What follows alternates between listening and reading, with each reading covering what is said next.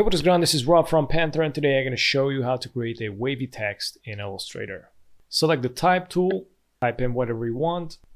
I'm going to select a font, a right click, and create outlines. I'm going to position the text on the top. I'm also going to add a stroke. Click on the stroke. I'm going to select the black color, and I'm going to decrease the stroke thickness 0.25. I'm going to select it, press and hold Alt, drag it down, and create a little bit of space in between. Press Ctrl D to create multiple copies.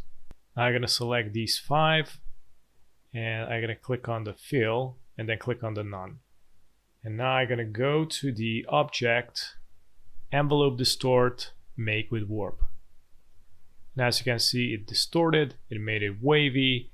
You can bend it to the left. As you can see, it's bended to the left, and you can also twist it from the right. And basically this is how you distort the text in a wavy style in Illustrator.